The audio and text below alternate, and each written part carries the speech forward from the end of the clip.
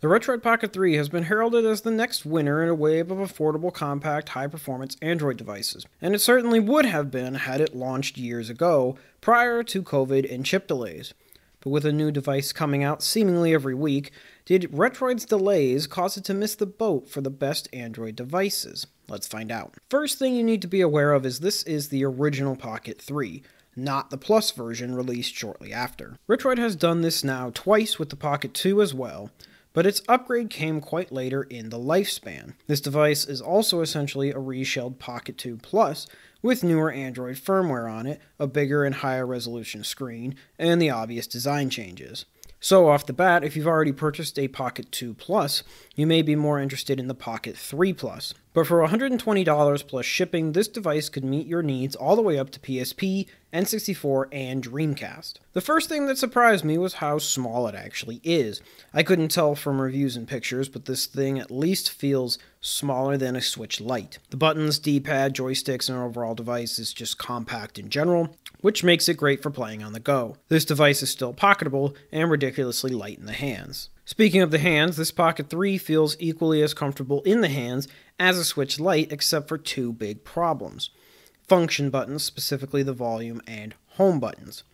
I don't know who at Retroid decided it was a good idea to put these features on the left and right sides of the device, right where your palms lay. It's a serious design flaw that for someone as fickle as me is almost a deal breaker on its own.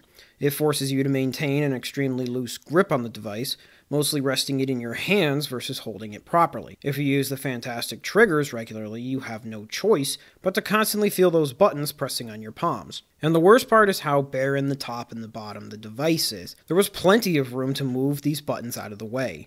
Also, paradoxically, Retroid put your start and select buttons on the top right by R1. Button placement is easily the worst part of this device. Otherwise, in general, the controls and device are comfortable. I like how the sticks are slightly higher than most other devices with bottom sticks. The D-pad is not my favorite. It's supposedly identical to the Odin and PS Vita pad. It's clicky and bouncy, unlike a standard Super Nintendo D-pad, which is more soft and mushy. The face buttons also share the clicky membranes, and it's really a personal preference. The 720p touchscreen is bright and responsive, which is a major upgrade from older devices with 320p and 480p screens, and the battery life is strong, and it charges quickly on USB-C. Now, normally Android-based handhelds are not pick-up-and-play friendly, but Retroid's OS launcher has finally come around to be a wonderful, simple front end for those who don't want to deal with external emulator apps.